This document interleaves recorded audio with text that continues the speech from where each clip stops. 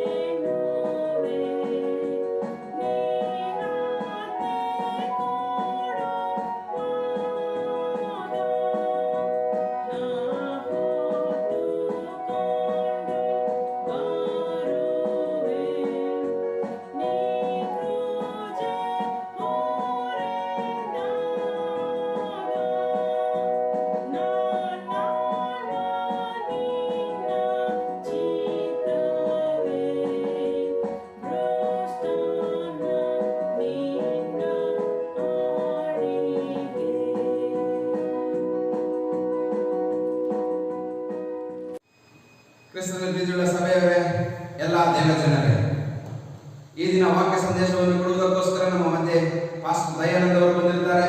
ಅವರನ್ನು ಸಭೆಯ ಪರವಾಗಿ ನಮ್ಮೆಲ್ಲರ ಪರವಾಗಿ ಪ್ರೀತಿಯಿಂದ ಸ್ವಾಗತಿಸಿ ವಂದಿಸುತ್ತೇನೆ. ಈಗ ದೇವರ ವಾಕ್ಯ ಸಂದೇಶಕ್ಕೋಸ್ಕರ ನಾವು ಸಿದ್ಧರಾಗೋಣ. ಪರಿಶುದ್ಧಾತ್ಮ ದೈವರುತ್ತಾನೆ ಅವರ ಮೂಲಕ ನಮಗೆ ಬೇಕಾಗಿರುವಂತಹ ಆತ್ಮಿಕ ಆಹಾರವನ್ನು ದಯಪಾಲಿಸುವ ಹಾಗೆ ದೇವರಾತ್ಮನು ತಾನೇ ಅವರನ್ನು ನಡೆಸಲಿ. ಆಮೆನ್. ಶಾಂತಿದಾಯಕನಾದಂಥ ದೇವರು ತಾನೇ ನಿಮ್ಮೊಂದಿಗಿರಲಿ. ಕ್ರಿಸ್ತ ಯೇಸುವಿನಲ್ಲಿದ್ದಂಥ ಸಮಾಧಾನ ನಿಮ್ಮಲ್ಲಿಯೂ ನಿಮ್ಮ ಕುಟುಂಬದಲ್ಲಿಯೂ ಇರಲಿ. ಈ ಸಬ್ಬತ್ ದಿನದ ಆರಾಧನೆಗೋಸ್ಕರ, ವಾಕ್ಯ ಸಂದೇಶಕ್ಕೋಸ್ಕರ ನಾವೆಲ್ಲರೂ ಕೂಡಿ ಬಂದಿರುವಾಗ ನಮ್ಮ ಕಣ್ಣುಗಳನ್ನು ಮುಚ್ಚಿ ದೇವರನ್ನು ನೋಡಿ ಒಂದು ಮಾತನ್ನು ಕೇಳೋಣ. ಅದು ಏನೆಂದರೆ, ಯೇಸುವೇ ನೀವೇ ನಮ್ಮ ಸಂಗಡ ಮಾತನಾಡಿ.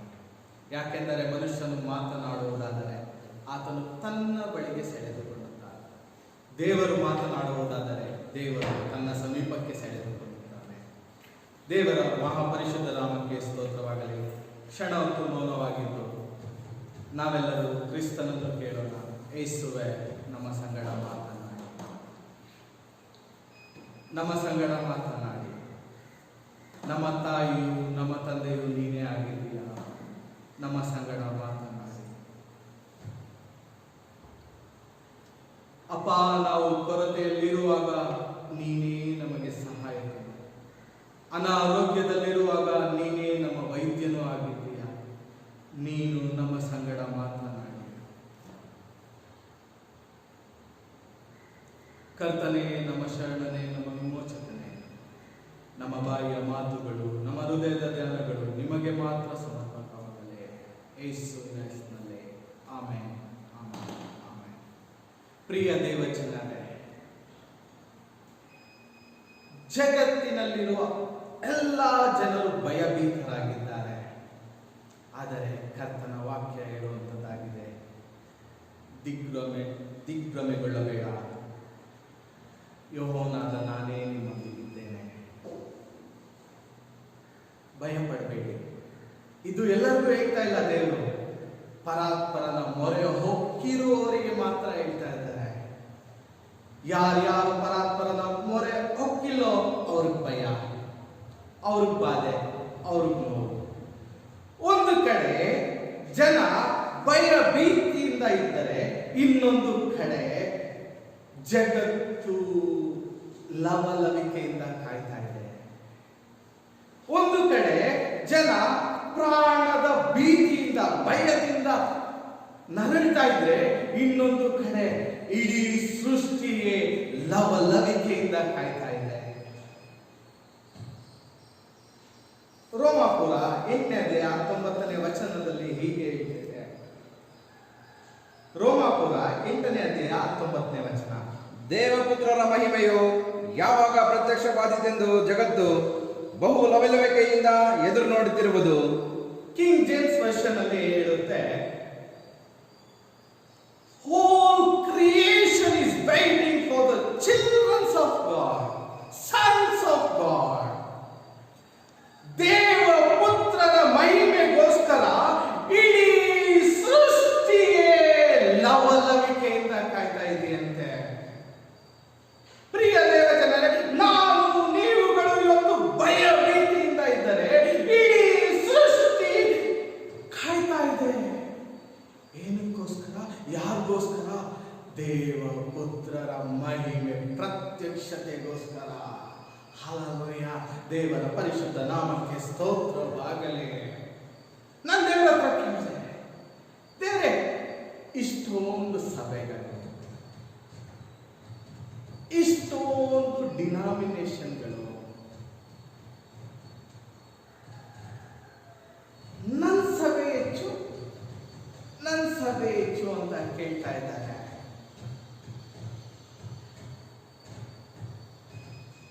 ಬ್ರ್ಯಾಂಡ್ಗಳನ್ನ ಅವ್ರು ಪ್ರಮೋಟ್ ಮಾಡೋ ಹಾಗೆ ಸಭೆಗಳನ್ನ ಪ್ರಮೋಟ್ ಮಾಡ್ತಾ ಇದ್ದಾರೆ ಅಂತ ಕೇಳಿದಾಗ, ಹೌದು, ಎಲ್ಲರೂ ನನ್ನನ್ನ ನಂಬಿದ್ದಾರೆ ಅಂತ ದೇವರು ಹೇಳಿದ್ರು. ಹಾಗಾದ್ರೆ ದೇವರ ಪುತ್ರರ ಮಹಿಮೆ ಪ್ರತ್ಯಕ್ಷವಾಗ್ತಾ ಇಲ್ಲ ಅಂತ ದೇವರು ಹೇಳಿದ್ರು. ಹಾಗಾದ್ರೆ ದೇವ ಪುತ್ರರು ಅಂದರೆ ಯಾರು?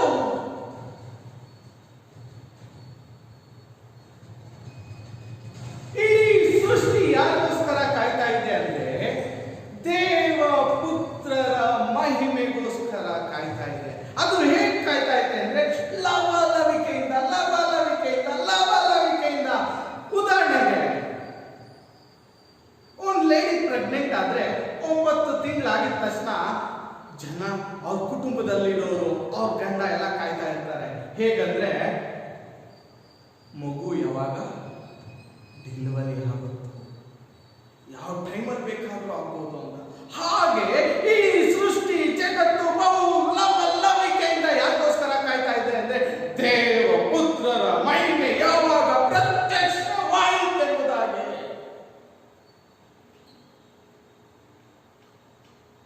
ದೇವರೇ, ಇಷ್ಟೊಂದು ಜನ ಕ್ರೈಸ್ತರು, ಇಷ್ಟೊಂದು ಜನ ಮಣ್ಕಾಲಲ್ಲಿ ಕೂತ್ಕೊಂಡಿದ್ದಾರೆ, ಇಷ್ಟೊಂದು ಜನ ಒಬ್ಬರಿಗೋಸ್ಕರ ಒಬ್ರು ಪ್ರಾರ್ಥನೆ ಮಾಡ್ತಾ ಇದ್ದಾರೆ. ಹಾಗಾದ್ರೆ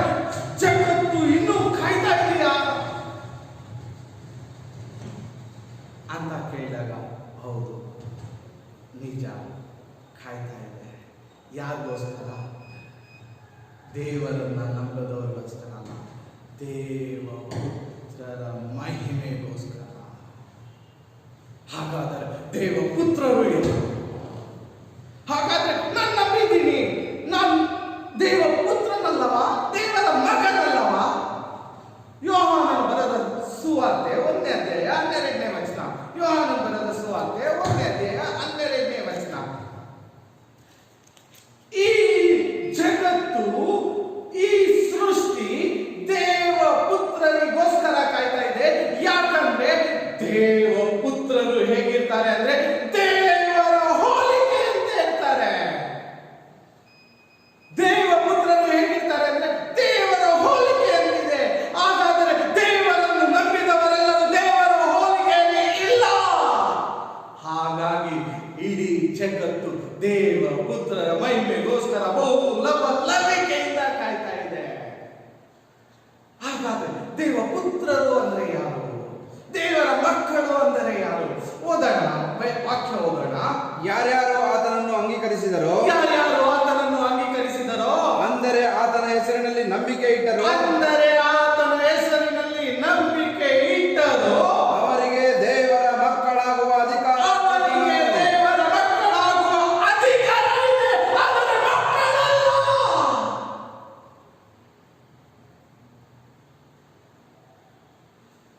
ನಾನು ನಂಬ್ತಾ ಇದ್ದೀನಿ, ಆದ್ರೆ ಮಗನಲ್ಲ. ಆದ್ರೆ ಅಧಿಕಾರ ಇದೆ ಏನಾಗೋದಕ್ಕೆ? ನನ್ನ ದೇವರಾದ ಸೇನಾಧೀಶ್ವರನು, ಯುದ್ಧ ಶೂರನು, ಲೋಕ ಸಕಲ ಪಾಪ ಪರಿಹಾರಕನ ಮಗನಾಗಲು ನನಗೆ ಅಧಿಕಾರ ಇದೆ. ಯಾಕಂದ್ರೆ ಯೇಸು ಕ್ರಿಸ್ತನನ್ನು ನಂಬಿದ್ದೇನೆ, ನಾನು ದೇವರ ಮಗನಾಗುವ ಅಧಿಕಾರ ಇದೆ. ಹಾಗಾದರೆ ನಾನು ದೇವರ ಮಗನಾಗಬೇಕಂದ್ರೆ ಏನ್ ಮಾಡಬೇಕು? ಏನ್ ಮಾಡಬೇಕು? ರೋಮ 8:14, ರೋಮಾಪುರ 8:14. ಯಾರ್ಯಾರು ಪ್ರಿಯ ದೇವಜನರೇ, ಪ್ರಿಯ ದೇವಜನರೇ, ಪೌಲ ಅತ್ಯನ್ಯ ಆದ್ಮೇಲೆ ಒಂದು ಸಭೆಗೆ ಹೋಗ್ತಾನೆ. ಆ ಸಭೆ ಹೇಗಿರ್ತೈತೆ ಅಂದ್ರೆ ಥೆಸಲೋನಿಕಗಿಂತ ಒಳ್ಳೆ ಸಭೆ, ಶುದ್ಧ ಮನಸ್ಸಿನಿಂದ ವಾಕ್ಯ ಸ್ವೀಕರಿಸ್ಕೊಂತ ಇದ್ರಂತೆ. ಆದ್ರೆ ಶಾಸ್ತ್ರನ ಪರಿಶೋಧಿಸೋದು ಬಿಡ್ಲಿಲ್ಲಂತೆ. ಅಪೊಸ್ತಲರ ಕೃತ್ಯ ತೆಗಿಬೇಡಿ, ಅಪೊಸ್ತಲರ ಕೃತ್ಯ 17ನೇ ಅಧ್ಯಾಯ 11ನೇ ವಚನ. ಈ ವಾಕ್ಯದ ಮೇರೆಗೆ ನೀವೆಲ್ಲರೂ ವಾಕ್ಯನ ಕೇಳ್ತಾ ಇದ್ದೀರಾ. ಪರಿಶೋಧಿಸ್ರಿ, ಪರಿಶೋಧಿಸ್ರಿ, ಬ್ಲೈಂಡ್ ಆಗಿ ಬಿಲೀವ್ ಮಾಡಬೇಡಿ. ಹಾಗಾದರೆ ದೇವ ಪುತ್ರರು ಯಾರು? ರೋಮಾಪುರ 8:14. ಯಾರ್ಯಾರು ಯಾರ್ಯಾರು ದೇವರಾತ್ಮನಿಂದ ನಡೆಸಿಕೊಳ್ಳುತ್ತಾರೋ ಅವರು ದೇವರ ಮಕ್ಕಳು. ಯಾವ ದೇವರ ಮಕ್ಕಳು ಅಂದ್ರೆ ನಾನು ಪರಿಶುದ್ಧಾತ್ಮ ಭರಿತನಾಗಿ ನಡೆಯಬೇಕು. ಆಗ ನಾನು ದೇವರ ಮಗ. ಹಾಗಾದ್ರೆ ಪರಿಶುದ್ಧಾತ್ಮನನ್ನು ಹೊಂದ್ಕೊಂಡಾಗ ನಾನು ದೇವರ ಮಗನಾಗ್ತೀನಿ. ದೇವರ ಮಗನಾದಾಗ ಸೃಷ್ಟಿ ಲವಲವಿಕೆಯಿಂದ ಯಾರು ಕಾಯ್ತಾ ಇದೆ? ನನಗೋಸ್ಕರ ಕಾಯ್ತಾ ಇದೆ. ನನಗೋಸ್ಕರ ಕಾಯ್ತಾ ಇದೆ.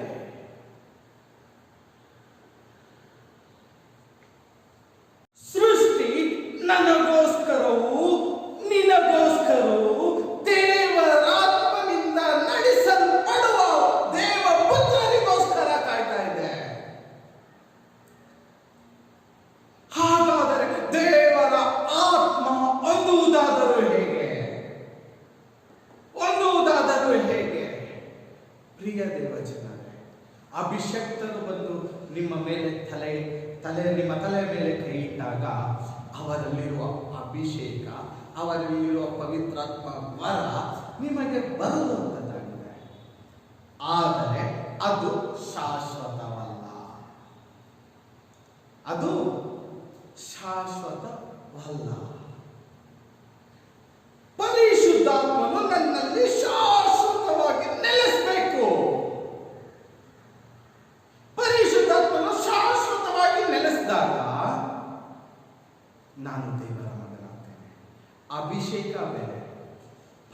ಪರಿಶುದ್ಧಾತ್ಮನ ಇರುವಿಕೆ ಬೇರೆ. ಹಾಗಾದ್ರೆ ಪರಿಶುದ್ಧಾತ್ಮನ ನಾನು ಹೊಂದ್ಕೋಬೇಕು ಹೇಗೆ ಹೊಂದ್ಕೊಳ್ಳೋದು? ಸತ್ಯವೇದದಲ್ಲಿ ಏನಿದೆಯೋ ಅದನ್ನ ಮಾತ್ರ ಹೋಗೋಣ. ಪ್ರಾರ್ಥನೆ ಮಾಡಿ, ಕಂಟಿನ್ಯೂಸ್ ಪ್ರೇಯರ್ ಮಾಡಿ. ಅದಕ್ಕಿಂತ ಇಂಪಾರ್ಟೆಂಟ್ ಆಗಿ ದೇವರ ವಾಕ್ಯ. ಯೋಹಾನ ಬರೆದ ಸುವಾರ್ತೆ 14ನೇ ಅಧ್ಯಾಯ 15ನೇ ವಚನ. ಯೋಹಾನನ ಬರೆದ ಸುವಾರ್ತೆ 14ನೇ ಅಧ್ಯಾಯ 15ನೇ ವಚನ. ನೀವು ನನ್ನನ್ನು ಪ್ರೀತಿಸುವುದಾದರೆ ನನ್ನ ಆಜ್ಞೆಗಳನ್ನು ಕೈಗೊಂಡು ನಡೆಯುವಿರಿ. ಆಗ ನಾನು ತಂದೆಯನ್ನು ಕೇಳಿಕೊಳ್ಳುವೆನು. ಆತನು ನಿಮಗೆ ಬೇರೊಬ್ಬ ಸಹಾಯಕನನ್ನು ಸದಾಕಾಲ ನಿಮ್ಮ ಸಂಗಡ ಇರುವುದಕ್ಕೆ ಕೊಡುವನು. ಯಾವಾಗ ನೀವು ಆಜ್ಞೆಗಳನ್ನು ಕೈಗೊಂಡಾಗ ಆಗ ಕ್ರಿಸ್ತನು ತಂದೆಯನ್ನು ಕೇಳ್ಕೊಂತಾನಂತೆ. ತಂದೆ ನಿಮಗೋಸ್ಕರ ಬೇರೊಬ್ಬ ಸಹಾಯಕನನ್ನ ಕಳಿಸ್ಕೊಡ್ತಾನಂತೆ. ಪರಿಶುದ್ಧಾತ್ಮನನ್ನು ನಾನು ಓದಬೇಕಾದ್ರೆ ಏನ್ ಮಾಡ್ಬೇಕು ಅಂದ್ರೆ ಆತನ ಆಜ್ಞೆಗಳನ್ನ ಕೈಗೊಂಡು ನಡೆಯಬೇಕು. ಎಲ್ಲಿವರೆಗೂ ನಾವು ದೇವರ ಆಜ್ಞೆಗಳನ್ನು ಕೈಗೊಂಡು ನಡೆಯುವುದಿಲ್ಲವೋ ಅಲ್ಲಿವರೆಗೂ ನಮ್ಮ ಬಳಿಗೆ ದೇವರಾತ್ಮನೂ ಬರೋದಿಲ್ಲ, ನಮ್ಮ ಪ್ರಾರ್ಥನೆಯೂ ದೇವರಿಂದ ಕೇಳಲ್ಪಡುವುದಿಲ್ಲ. ಫಸ್ಟ್ ಏನ ಮಾಡಬೇಕು? ದೇವರ ಆಜ್ಞೆನ ಕೈಗೊಳ್ಳಬೇಕಂತೆ. ದೇವರ ಆಜ್ಞೆಗಳನ್ನ ಕೈಗೊಂಡ ನಡೀತಾ ಇದ್ದಾಗ ದೇವರೇ ಯೇಸು ಸ್ವಾಮಿ ಹೇಳ್ತಾರೆ ತನ್ನ ಶಿಷ್ಯರಿಗೆ, ನೀವು ನನ್ನನ್ನು ಪ್ರೀತಿಸಿ ನನ್ನ ಆಜ್ಞೆಗಳನ್ನು ಕೈಗೊಂಡರೆ ಆಗ ತಂದೆಯನ್ನು ಕೇಳ್ಕೊಳ್ತೀನಿ. ಏನಂತ? ಇವರಲ್ಲಿ ಪರಿಶುದ್ಧಾತ್ಮನನ್ನ ಇರಿಸು. ಈ ಸೃಷ್ಟಿ ಯಾರಿಗೋಸ್ಕರ ಕಾಯ್ತಾ ಇದೆ? ದೇವರ ಮಕ್ಕಳಿಗೋಸ್ಕರ ಕಾಯ್ತಾ ಇದೆ.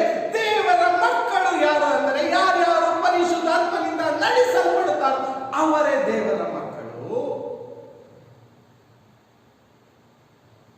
ದೇವರಾತ್ಮನು ಹೇಗೆ ಹೊಂದ್ಕೊಳ್ಳೋದು ಅಂದ್ರೆ ಆತನ ಆಜ್ಞೆಗಳನ್ನ ಕೈಗೊಳ್ಳಬೇಕಂತೆ. ಒಂದು ಉದಾಹರಣೆ ಕೊಡ್ತೀನಿ. ಸೌಲ ಯಾವಾಗ ದೇವರ ಆಜ್ಞೆಗಳನ್ನ ಮೀರೋದಕ್ಕೆ ಸ್ಟಾರ್ಟ್ ಮಾಡಿದ್ನೋ, ಡೇ ಬೈ ಡೇ ಅದಾದ್ಮೇಲೆ ಒಂದು ದಿನ ಏನ್ ಮಾಡ್ತಾರೆ ಅಂದ್ರೆ ದೇವರು ಅವನಿಂದ ತನ್ನ ಆತ್ಮನ ಎತ್ತಿಬಿಡ್ತಾನೆ. ದಾವೀದ ಯಾವಾಗ ದೇವರ ವಾಕ್ಯನ ದೇವರ ಆಜ್ಞೆನ ಕೈಗೊಂಡು ನಡೀತಾ ಇದ್ನೋ ಆಗ ದೇವರು ಆತ್ಮ ಅವನ ಮೇಲೆ ಸುರಿಸ್ತಾರೆ.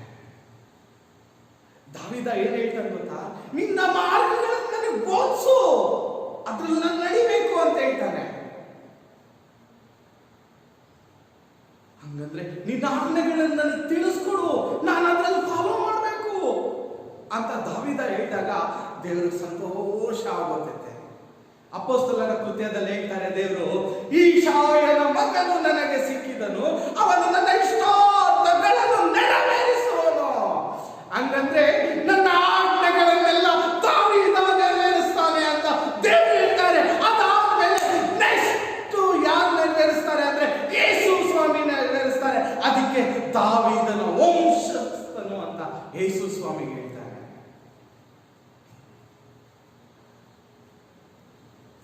ಯಾರ್ಯಾರು ದೇವರಾತ್ಮನಿಂದ ನಡೆಸಲ್ಪಡುತ್ತಾರೋ ಅವರೇ ದೇವರ ಮಕ್ಕಳು. ಈ ಸೃಷ್ಟಿ ಯಾರಿಗೋಸ್ಕರ ಕಾಯ್ತಾ ಇದೆ? ದೇವರ ಮಕ್ಕಳಿಗೋಸ್ಕರ ಕಾಯ್ತಾ ಇದೆ. ಪ್ರಿಯ ದೇವ ಜನರೇ, ನಾನು ನೀನು ಇವತ್ತು ದೇವರ ಮಗನಾಗಬೇಕಾದ್ರೆ ದೇವರಾತ್ಮನ ಹೊಂದ್ಕೋಬೇಕು. ದೇವರಾತ್ಮನ ಹೇಗೆ ಹೊಂದ್ಕೊಳ್ಳೋದು ಅಂದ್ರೆ ದೇವರ ಆಜ್ಞೆಗಳನ್ನ ಕೈಗೊಳ್ಳೋದು, ಪ್ರಾರ್ಥನೆ ಮಾಡೋದು. ದೇವರ ಆಜ್ಞೆ ಎಲ್ಲಿದೆ? ಸತ್ಯವೇದದಲ್ಲಿದೆ. ಸತ್ಯವೇದ ಏನ್ ಮಾಡ್ಬೇಕು? ಹಗಲು ರಾತ್ರಿ ಎಡಬಿಡದೆ ಅದನ್ನ ಧ್ಯಾನ ಮಾಡ್ತಾ ಇರಬೇಕು. ಅದ್ರಲ್ಲಿ ಅತ್ಯಾನಂದ ಪಡ್ಬೇಕಂತೆ. ಅನುಭವಿಸೋದಲ್ಲ, ಅದ್ರಲ್ಲಿ ಅತ್ಯಾನಂದ ಪಡಬೇಕಂತೆ.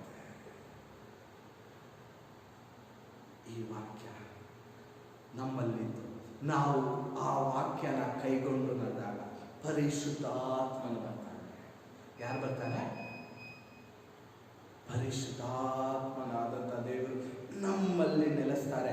ನಮ್ಮಲ್ಲಿ ನೆಲೆಸಿದಾಗ ನಾವು ದೇವರ ಮಕ್ಕಳಾಗ್ತೇವೆ. ದೇವರ ಮಕ್ಕಳಾದಾಗ ಇಡೀ ಸೃಷ್ಟಿ ಲವಲವಿಕೆಯಿಂದ ಯಾರಿಗೋಸ್ಕರ ನಾವು ಕಾಯ್ತಾ ಇಲ್ಲ, ನನ್ಗೋಸ್ಕರ, ನಿಮ್ಗೋಸ್ಕರ ಕಾಯ್ತಾ ಇದೆ. ಸೆಕೆಂಡ್ ಥಿಂಗ್, ಬರೀ ದೇವರಾತ್ಮ ಮಾತ್ರ ಬಂದಿರ್ತಾರ? ದೇವರಾತ್ಮ ಮಾತ್ರ ಬಂದಿರ್ತಾರ? ಓದೋಣ. ಯೋಹಾನ 14ನೇ ಅಧ್ಯಾಯ 23ನೇ ವಚನ ಓದೋಣ. ಯಾರ್ಯಾರು ನನ್ನನ್ನು ಪ್ರೀತಿಸುವವನಾದರೆ, ಯಾರಾದರೂ ನನ್ನನ್ನು ಪ್ರೀತಿಸುವನಾದರೆ ನನ್ನ ಮಾತನ್ನು ಕೈಗೊಂಡು ನಡೆಯುವನು, ನನ್ನ ಮಾತನ್ನು ಕೈಗೊಂಡು ನಡೆಯುವನು, ಅವನನ್ನು ನನ್ನ ತಂದೆಯು ಪ್ರೀತಿಸುವನು, ಅವನನ್ನು ತಂದೆಯು ಪ್ರೀತಿಸ್ತಾನೆ, ಮತ್ತು ನಾವಿಬ್ಬರು ಅವನ ಬಳಿಗೆ ಬಂದು ಅವನ ಬಳಿಯಲ್ಲಿ ಬಿಡಾರವನ್ನು ಮಾಡಿಕೊಳ್ಳುವೆವು.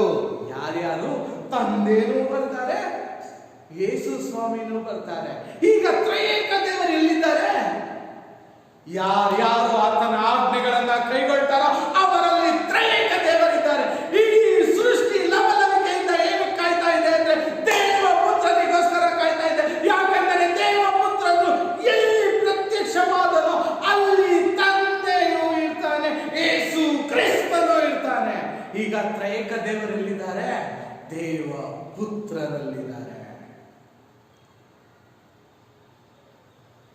ದೇವ ಪುತ್ರನು ತ್ರಯೇಕ ದೇವರು ನನ್ನಲ್ಲಿದ್ದ ಮೇಲೆ ಇಡೀ ಪರಲೋಕ ಸೈನ್ಯ ಎಲ್ಲಿದೆ? ಎಲ್ಲಿದೆ? ನನ್ನಲ್ಲಿದೆ. ಯಾಕಂದ್ರೆ ದೇವರೆಲ್ಲಿದ್ದಾರೆ? ಇಲ್ಲಿದ್ದಾರೆ. ಜಗತ್ತು ಬಹು ಲವಲವಿಕೆಯಿಂದ ನಿನಗೋಸ್ಕರವೂ ನನಗೋಸ್ಕರವೂ ಕಾಯ್ತಾ ಇದೆ. ನನಗೋಸ್ಕರ ನಿಮಗೋಸ್ಕರ ಕಾಯ್ತಾ ಇದೆ ಅಂದಮೇಲೆ ನಾನೇನು ಮಾಡಬೇಕು? ತಂದೆಯಿಂದ ಕೇಳಿ ಹೊಂದಿದವುಗಳನ್ನೇ ಮಾಡಬೇಕು. ಸತ್ಯದ ಆತ್ಮನು ಬಂದು ಏನ್ ಮಾಡ್ತಾನೆ ಅಂದ್ರೆ ತಂದೆಯಿಂದ ಕೇಳಿ ಹೊಂದಿದವುಗಳನ್ನು ನಿಮಗೆ ತಿಳಿಸ್ತಾನೆ. ಅವನೇನ್ ಮಾಡ್ತಾನೆ ಗೊತ್ತಾ? ನಮ್ಗೆ ಯಾವಾಗ್ಲೂ ಯಾರ ಹತ್ರ ಕರ್ಕೊಂಡು ಹೋಗ್ತಾನೆ? ತಂದೆ ತಾವು ಕರ್ಕೊಂಡು ಹೋಗ್ತಾನೆ. ಯಾರ ಹತ್ರ? ತಂದೆ ತಾವ. ತಂದೆ ನಮಗೆ ಏನ್ ಮಾಡ್ತಾರೆ ಅಂದ್ರೆ, ಓ ನನ್ನ ಮಗನೇ, ನಾನು ನಿನ್ನನ್ನು ಪ್ರೀತಿ ಮಾಡ್ತೀನಿ, ನಾನು ನಿನ್ನನ್ನು ಪ್ರೀತಿ ಮಾಡ್ತೀನಿ, ನಾನು ನಿನ್ನನ್ನು ಪ್ರೀತಿ ಮಾಡ್ತೀನಿ, ಭಯ ಪಡಬೇಡ, ಭಯ ಪಡಬೇಡ, ನಾನೇ ನಿನ್ನೊಂದಿಗಿದ್ದೇನೆ ಅಂತ ಹೇಳ್ತಾರೆ. ಯಾರಿಗೆ? ತನ್ನ ಮಕ್ಕಳಿಗೆ ಮಾತ್ರ. ಹಾಗಾದರೆ ಜಗತ್ತು ಬಹು ಲವಲವಿಕೆಯಿಂದ, ಇಡೀ ಸೃಷ್ಟಿ ಬಹು ಲವಲವಿಕೆಯಿಂದ ದೇವ ಪುತ್ರರ ಮಹಿಮೆಗೋಸ್ಕರ ಯಾಕೆ ಕಾಯ್ತಾ ಇದೆ?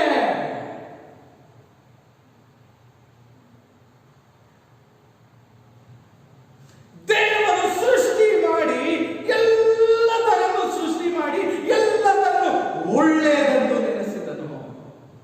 ಏನಂತ? ಎಲ್ಲದನ್ನು ಒಳ್ಳೆಯದೆಂದು ನೆನೆಸಿದನು. ಈ ಜಗತ್ತು ಏನಕ್ಕೋಸ್ಕರ ಕಾಯ್ತಾ ಇದೆ ಗೊತ್ತಾ? ಇಡೀ ಸೃಷ್ಟಿ ಏನಕ್ಕೋಸ್ಕರ ಕಾಯ್ತಾ ಇದೆ ಗೊತ್ತಾ? ಎಲ್ಲದನ್ನು ಒಳ್ಳೆಯದಾಗಿ ನೋಡೋದಕ್ಕೋಸ್ಕರ ಕಾಯ್ತಾ ಇದೆ.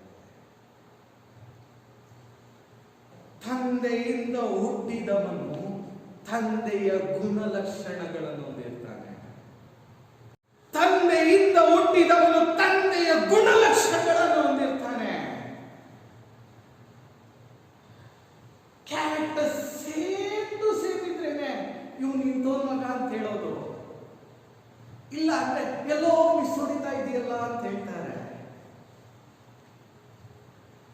ಪರಿಶುದ್ಧಾತ್ಮನಿಂದ ನಡೆಸಲ್ಪಡುವವನು ಪರಿಶುದ್ಧನಾಗಿ ತಂದೆಯ ಗುಣಲಕ್ಷಣಗಳು ಇಂಥದ್ದೇ ಎಂದು ತಿಳಿದವನಾಗಿ ಅದೇ ರೀತಿ ನಡೆಯುವವನಾಗಿದ್ದಾನೆ.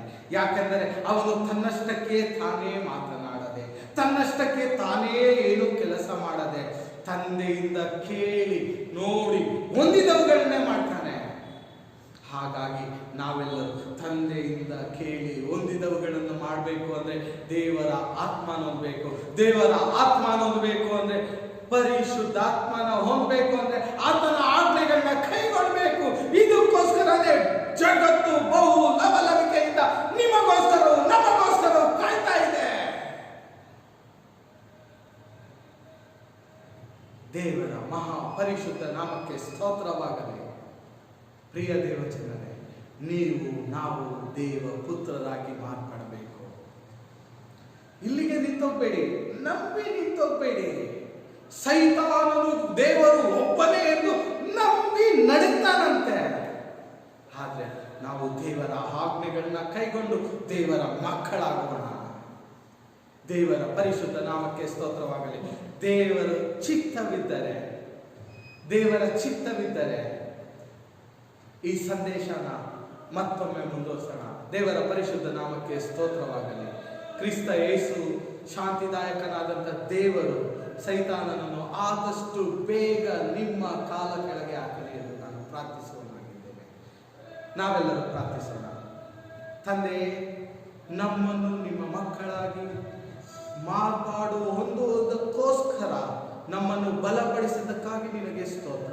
ಅಪ್ಪ, ನಾವು ನಿನ್ನ ಆಜ್ಞೆಗಳನ್ನು ಕೈಗೊಂಡು ನಿನ್ನ ಆತ್ಮವನ್ನು ಹೊಂದಿ ಕರ್ತನೆ ನಿನ್ನ ಸಂಗಡವೇ ಇರುವ ಹಾಗೆ ನಮ್ಮನ್ನು ಬಲಪಡಿಸು, ನಮ್ಮನ್ನು ಮಾರ್ಪಡಿಸು. ನಿಮ್ಮ ವಾಕ್ಯದ ಗೂಢಾರ್ಥಗಳನ್ನು ನಮಗೆ ತಿಳಿಸಿದಕ್ಕಾಗಿ ನಿಮಗೆ ಸ್ತೋತ್ರ ಕರ್ತನೆ. ಈ ಇಂದಿನಿಂದ ಕರ್ತನೆ ನಿನ್ನ ವಾಕ್ಯವನ್ನು ಓದಿ ಅದರಂತೆ ನಡೆಯುವ ಹಾಗೆ ನಡೆದು ನಿನ್ನ ಪರಿಶುದ್ಧಾತ್ಮವನ್ನು ಹೊಂದುವ ಹಾಗೆ ನೀನು ಸಹಾಯ ಮಾಡಿ. ಯೇಸುವಿನ ಹೆಸರಿನಲ್ಲಿ ಬೇಡುತ್ತೇನೆ, ಆಮೆನ್. ಯೇಸು ಕ್ರಿಸ್ತನ ಹೆಸರಿನಲ್ಲಿ ನಿಮ್ಮೆಲ್ಲರಿಗೂ ಮತ್ತೊಂದು ಸಾರಿ ಈ ಸಬ್ಬದಿನದ ಆರಾಧನೆಯ ಶುಭಾಶಯಗಳನ್ನು ಕೋರುವನಾಗಿದ್ದೇನೆ. ಕ್ರಿಸ್ತನಲ್ಲಿ ಪ್ರೀತಿಯುಳ್ಳ ದೇವರ ಮಕ್ಕಳೇ, ದೈವ ಜನರೇ, ಪರಿಶುದ್ಧಾತ್ಮನ ನಡೆಸುವಿಕೆಯಲ್ಲಿ ನೀವೆಲ್ಲರೂ ನಡೆಸುತ್ತೀರಾ ಎಂಬುದಾಗಿ ನಾನು ನಂಬುತ್ತೇನೆ. ಯಾಕಂದ್ರೆ ದೇವರ ವಾಕ್ಯವನ್ನು ನೀವು ಕೇಳುತ್ತಾ ಇದ್ದೀರಾ, ದೇವರ ವಾಕ್ಯದ ಪ್ರಕಾರ ನಡೆಯುತ್ತಿದ್ದೀರಾ ಎಂಬುದಾಗಿ ನಾನು ನಂಬುತ್ತೇನೆ. ದೇವರ ಮಹೋಪಕಾರಗಳನ್ನು ನೆನೆಸಿ ದೇವರಿಗೆ ಕೃತಜ್ಞತೆಯಾಗಿ ಕಾಣಿಕೆ ಕೊಟ್ಟಂತ ಪ್ರತಿಯೊಬ್ಬೊಬ್ಬರನ್ನು ಪರಿಶುದ್ಧಾತ್ಮ ದೇವರು ಜ್ಞಾಪಕದಲ್ಲಿ ಇಟ್ಟುಕೊಂಡಿರುತ್ತಾರೆ. ಆ ಕೃತಜ್ಞತೆ ಕಾಣಿಕೆಯಾಗಿರ್ಬೋದು, ಯಾವ ವಿಧವಾದ ಕಾಣಿಕೆಯಾಗಿರಬಹುದು, ಯೇಸು ಕ್ರಿಸ್ತನು ನಿಮ್ಮನ್ನು ನೋಡುವಾತನಾಗಿದ್ದಾನೆ, ನಿಮ್ಮನ್ನು ಆಶೀರ್ವಾದ ಮಾಡುವಾತನಾಗಿದ್ದಾನೆ. ದೈವರ ಮಕ್ಕಳು, ದೈವ ಜನರು ಕಾಣಿಕೆಯನ್ನು ಕೊಡುವಂತ ದೈವ ಜನರಾಗಿದ್ದೇವೆ. ಕೃತಜ್ಞತೆಯಾಗಿ ಕಾಣಿಕೆ ಕೊಟ್ಟಂತ ಪ್ರತಿಯೊಬ್ಬರನ್ನು ದೇವರು ಆಶೀರ್ವಾದ ಮಾಡುತ್ತಾನೆ. ಮುಖ್ಯವಾಗಿ ಅರುಣ್ ಕುಮಾರ್ ಅವರ ಕುಟುಂಬದವರು ಕೃತಜ್ಞತೆಯ ಕಾಣಿಕೆಯಾಗಿ ತಂದುಕೊಂಡಿರುತ್ತಾರೆ. ಡಿ ರಾಜನ್ ಅವರ ಕುಟುಂಬದವರು, ಗುಣಶೀಲನ್ ಅವರ ಕುಟುಂಬದವರು, JDK ರೆಡ್ಡಿ ಅವರ ಕುಟುಂಬದವರು, ರವಿಕುಮಾರ್ ಅವರ ಕುಟುಂಬದವರು, ರೆವರೆಂಡ್ ಕಂಡಲ್ ಜೋಸೆಫ್ ಅವರ ಕುಟುಂಬದವರು, ಸ್ಯಾಮ್ಯುಯಲ್ ಸುಧಾಕರ್ ಅವರ ಕುಟುಂಬದವರು, ತಬಿತಾ ಬಸ್ಸಾಪುರ್ ಅವರ ಕುಟುಂಬದವರು, ವಿಲ್ಸನ್ ಗದ್ದಾರ್ ಅವರ ಕುಟುಂಬದವರು, ಈ ಎಲ್ಲ ಕುಟುಂಬದವರು ಕೃತಜ್ಞತೆಯ ಕಾಣಿಕೆಯಾಗಿ ತಂದು ಕೆಲವರು ಹಣವನ್ನು ಆಲಯಕ್ಕೆ ತಂದು ಕೊಟ್ಟಿರುತ್ತಾರೆ. ಕ್ಯಾಶ್ ಮುಖಾಂತರ, ಕೆಲವು ಡಿಡಿಗಳ ಮುಖಾಂತರ ಅಕೌಂಟ್ಗೆ ಕಳಿಸಿರ್ತಾರೆ, ಕೆಲವರು ಇನ್ನು ವಿಧವಾದಲ್ಲೂ ಅಕೌಂಟ್ಗೆ ಕಳಿಸಿರ್ತಾರೆ. ಎಲ್ಲ ಕಾಣಿಕೆಗಳನ್ನು ತಂದೆಯಾದ ದೇವರು ನೋಡುವಾತನಾಗಿದ್ದಾನೆ. ಇನ್ನು ಶ್ರೇಷ್ಠವಾದ ಕಾಣಿಕೆಗಳನ್ನು ದೇವರ ನಾಮದ ಮಹಿಮೆಗೋಸ್ಕರ ಯೇಸು ಕ್ರಿಸ್ತನ ಹೆಸರಿನಲ್ಲಿ ದೇವರ ಸೇವೆಗೋಸ್ಕರ ನೀವು ಬಿತ್ತಿರಿ. ಇಲ್ಲಿ ನೀವು ಏನು ಬಿತ್ತುತ್ತೀರೋ ಅಲ್ಲಿಯೇ ಅದನ್ನು ಕೊಯ್ಯಲ್ಪಡುವವರಾಗಿದ್ದೇವೆ. ಪರಿಶುದ್ಧಾತ್ಮನ ದೇವರ ಸಹಾಯದಿಂದ ನಾವು ಜೀವಂತವಾಗಿ ಇರುವುದೇ ದೇವರ ಅದ್ಭುತ. ಪ್ರಾರ್ಥನೆ ಮಾಡೋಣ. ಈ ದಿನ ಸಬ್ಬತ್ ದಿನ, ದೇವರ ಸಬ್ಬತ್ ದಿನವನ್ನು ನಮಗೆ ದಯಪಾಲಿಸಿಕೊಟ್ಟಿದ್ದಾರೆ. ನಮ್ಮೆಲ್ಲರೂ ನಮ್ಮ ಕಾಣಿಕೆಗಳನ್ನು ನಮ್ಮ ಕೈಗಳಲ್ಲಿ ಇಟ್ಟುಕೊಳ್ಳೋಣ. ಈ ಕಾಣಿಕೆಗೋಸ್ಕರ ನಾನು ಪ್ರಾರ್ಥನೆ ಮಾಡುತ್ತೇನೆ. ಕಣ್ಣುಗಳನ್ನು ಮುಚ್ಚಿಕೊಳ್ಳೋಣ. ನಮ್ಮನ್ನು ಬಹಳವಾಗಿ ಪ್ರೀತಿ ಮಾಡುವಂತಹ ಪರಲೋಕ ತಂದೆಯ ದೇವರೇ, ನಿನ್ನ ನಾಮಕ್ಕೆ ಸ್ತೋತ್ರವನ್ನು ಸಲ್ಲಿಸುತ್ತೇನೆ. ದೇವರೇ, ನೀನು ನಮ್ಮನ್ನು ಪ್ರೀತಿಸಿ ಕೊಟ್ಟದರಲ್ಲಿ ಶ್ರೇಷ್ಠವಾದದನ್ನು ನಿನ್ನ ಕೃಪಾಸನದಿಂದ ತಂದು ಒಪ್ಪಿಸುತ್ತಾ ಇದ್ದೇವೆ. ನಾವು ನಿನ್ನ ಮಕ್ಕಳು ಎಂಬುದಾಗಿ ಕೃತ್ಯದಲ್ಲಿ ತೋರಿಸುತ್ತಾ ಇದ್ದೇವೆ. ನೀನು ನಮ್ಮನ್ನು ಆಶೀರ್ವಾದ ಮಾಡು ಸ್ವಾಮಿ. ದೇವರಾತ್ಮನಿಗೆ ಸ್ತೋತ್ರ, ಪವಿತ್ರಾತ್ಮ ದೇವರಿಗೆ ಸ್ತೋತ್ರ. ನಮಗೆ ಬೇಕಾಗಿರುವಂತಹ ವಿಶೇಷವಾದ ಆರೋಗ್ಯವನ್ನು ಕೊಡು. ನಿನ್ನ ಕನಿಕರ ನಮ್ಮೆಲ್ಲರ ಮೇಲೆ ಸದಾ ಕಾಲ ನಿತ್ಯ ನಿರಂತರವೂ ಇರುವ ಹಾಗೆ ನೀನು ನಮ್ಮನ್ನು ಕನಿಕರಿಸು ಸ್ವಾಮಿ. ಯಾರು ಅನಾರೋಗ್ಯದಿಂದ ಬರಳುತ್ತಿದ್ದಾರೋ ಅವರ ಮೇಲೆ ನಿನ್ನ ದಿವ್ಯವಾದ ವಾಕ್ಯವನ್ನು ಎಂಬಂತೆ ನಿನ್ನ ವಾಕ್ಯವನ್ನು ಕಳಿಸಿ ಆರೋಗ್ಯವನ್ನು ದಯಪಾಲಿಸಿಕೊಡು ಸ್ವಾಮಿ. ಕೊರೋನಾ ಎಂಬ ರೋಗದಿಂದ ಸ್ವಾಮಿ ನರಳುತ್ತಿರುವ ಪ್ರತಿಯೊಬ್ಬರು ನಿನ್ನ ಕೃಪಾಸನದಲ್ಲಿ ಬೇಡುತ್ತೇನೆ. ಪರಿಶುದ್ಧಾತ್ಮ ದೇವರೇ, ಆರೋಗ್ಯದಾಯಕನಾದ ದೇವರು ನೀನು ಸ್ವಾಮಿ. ಯೆಹೋವ ರಾಫ, ನೀನೇ ಆಗಿದ್ದೀಯ. ಯಾಕೆಂದ್ರೆ ನಿನಗೆ ಅಸಾಧ್ಯವಾದಂಥ ಕಾರ್ಯವು ಒಂದು ಇಲ್ಲ, ಎಲ್ಲವೂ ಸಾಧ್ಯ. ಎಲ್ಲವನ್ನು ನಿರ್ಮಿಸಿ ಸೃಷ್ಟಿಸಿದಂತ ದೇವರು ನೀನು ಮಾತ್ರ. ನಿನ್ನ ಹೆಸರಿನಲ್ಲಿ ಎಲ್ಲ ಜನರು ಆರೋಗ್ಯವನ್ನು ಹೊಂದಿಕೊಳ್ಳಬೇಕು. ಯೇಸು ಕ್ರಿಸ್ತನ ಹೆಸರನ್ನು ಉಚ್ಚರಿಸುತ್ತಿರುವಾಗಲೇ, ಯೇಸುವಿನ ನಾಮವನ್ನು ಹೇಳುತ್ತಿರುವಾಗಲೇ ಪರಿಶುದ್ಧಾತ್ಮನ ಶಕ್ತಿ ಅವರನ್ನು ತಾಕಲಿ. ಯಾರ್ಯಾರು ಈ ಪ್ರಾರ್ಥನೆಯನ್ನು ಕೇಳುತ್ತಿದ್ದಾರೋ, ಯಾರ್ಯಾರು ಈ ಪ್ರಾರ್ಥನೆಯಲ್ಲಿ ಹೇಗೆ ಭಾವಿಸುತ್ತಿದ್ದಾರೋ, ಯೇಸುವಿನ ನಾಮದಲ್ಲಿ ಅವರ ಪ್ರಾರ್ಥನೆ ವಿಜ್ಞಾಪನೆಗೆ ನೀನು ಜಯವನ್ನು ಕೊಟ್ಟು ನಡೆಸುವ ಸ್ವಾಮಿ. ಅವರು ಕೇಳುವುದಕ್ಕಿಂತಲೂ, ಅವರು ಬೇಡುವುದಕ್ಕಿಂತಲೂ ಅತ್ಯಧಿಕವಾದದ್ದನ್ನು ಹೊಂದಿಕೊಳ್ಳುವಂತ ಕೃಪೆಗಳಿಗೆ ಅವರು ನೀನು ನಡೆಸು. ಕವಿತಾ ಬಸಾಪುರ ಅವರ ಆಂಟಿಯನ್ನು ಕಟ್ಟಲೆ, ಅವರ ಬಿಲ್ಡಿಂಗ್ ಅಲ್ಲಿ ಕಟ್ಟಲೆ ಕೊರೋನಾ ಎಂಬ ರೋಗವು ಬಂದಿರುತ್ತದೆ. ಯೇಸುವೆ, ಆ ಭಯ ಅವರನ್ನು ಮುಟ್ಟದ ಹಾಗೆ, ಆ ರೋಗವು ಅವರ ಅಪಾರ್ಟ್ಮೆಂಟ್ಗೂ ಅವರ ಇರುವಂತ ಸ್ಥಳಕ್ಕೂ ಹೋಗದ ಹಾಗೆ, ಅದರ ಮೇಲೆ ಆಳ್ವಿಕೆ ಮಾಡದ ಹಾಗೆ ಯೇಸುವಿನ ನಾಮದಲ್ಲಿ ಅವರನ್ನು ಆಶೀರ್ವದಿಸುತ್ತೇನೆ. ನಿನ್ನ ರಕ್ತವು, ಯೇಸುವಿನ ನಾಮವು ಅವರ ಅಪಾರ್ಟ್ಮೆಂಟ್ ಅಲ್ಲಿ, ಅವರ ಪ್ರಾಣಾತ್ಮ ಶರೀರಗಳ ಮೇಲೆ ಯೇಸುವಿನ ನಾಮದಲ್ಲಿ ಸಂಚರಿಸಬೇಕು. ನಮ್ಮನ್ನು ಕಾಪಾಡುವಂತ ದೇವರು ಜೀವಂತವಾಗಿ ಇದ್ದಾನೆ. ನಮ್ಮನ್ನು ಉಂಟು ಮಾಡಿದಂತ ದೇವರು ಸತ್ತವರಿಂದ ಎದ್ದು ಬಂದಿದ್ದಾನೆ. ಎಸ್ ಲಾರ್ಡ್, ನಾವು ನಿನ್ನ ಮಕ್ಕಳು, ನಮ್ಮ ದೇವರು. ನಮ್ಮನ್ನು ಆಶೀರ್ವಾದ ಮಾಡಿ ಕಾಪಾಡುವಂತ ದೇವರು ನೀನೇ ಆಗಿದ್ದೀಯಾ. ವೃದ್ಧರನ್ನು ಸ್ವಾಮಿ ನಿನ್ನ ಕೃಪಾಸನದಿಂದ ಒಪ್ಪಿಸಿಕೊಳ್ಳುತ್ತೇನೆ. ಲಾರ್ಡ್ ಜೀಸಸ್, ಅವರ ಬಲಹೀನತೆ ನಿನ್ನ ಬಲವು ಅವರಿಗೆ ಪೂರ್ಣ ಸಾಧನವಾಗಿ ಯೇಸುವಿನ ನಾಮದಲ್ಲಿ ತಿನ್ನಬೇಕು. ದೇವರಾತ್ಮನು ನೀನು ಕೈಕಾರ ತೋರಿಸಿ, ನೀನು ಕೈಕಾರ ತೋರಿಸಿ, ನಿನ್ನ ದಯೆ ಪ್ರತಿ ಒಬ್ಬೊಬ್ಬರು ಹೊಂದಿಕೊಳ್ಳುವ ಹಾಗೆ ನೀನು ಕರುಣೆ ತೋರಿಸಿ. ಎಲ್ಲ ಸೇವಕರ, ಎಲ್ಲ ಜನರನ್ನು, ಎಲ್ಲ ದೇವರ ಸೇವಕರನ್ನು ನೀನು ಆಶೀರ್ವಾದ ಮಾಡಿ, ನಿನ್ನ ಮಹಿಮೆಯಿಂದ ತುಂಬಿಸಿ. ಪ್ರತಿ ಒಬ್ಬೊಬ್ಬರ ಜೀವಿತದಲ್ಲಿ ನಿನ್ನ ಪರಿಶುದ್ಧಾತ್ಮನ ಕ್ರಿಯೆಗಳು ಯೇಸುವಿನ ನಾಮದಲ್ಲಿ ನಡೆಯಬೇಕು. ದೇವರಾತ್ಮನೇ, ನೀನು ಅದ್ಭುತ ಮಾಡಿ ನಮ್ಮನ್ನು, ಈ ಸಭೆಯನ್ನು, ನಮ್ಮೆಲ್ಲರನ್ನು, ಈ ಪ್ರಾರ್ಥನೆಯನ್ನು ಕೇಳುತ್ತಿರುವಂತಹ ಪ್ರತಿ ಒಬ್ಬೊಬ್ಬರನ್ನು ನೀನು ಮುಟ್ಟಿದ್ದೀಯಾ ಎಂಬುದಾಗಿ ನಾನು ನಂಬುತ್ತಾ ಯೇಸುವಿನ ಹೆಸರಿನಲ್ಲಿ ಈ ಪ್ರಾರ್ಥನೆಯನ್ನು ಪ್ರಾರ್ಥಿಸಿ ಬೇಡುತ್ತೇನೆ. ನನ್ನ ಜೀವಕ್ಕೆ ತಂದೆಯೇ, ಆಮೆನ್.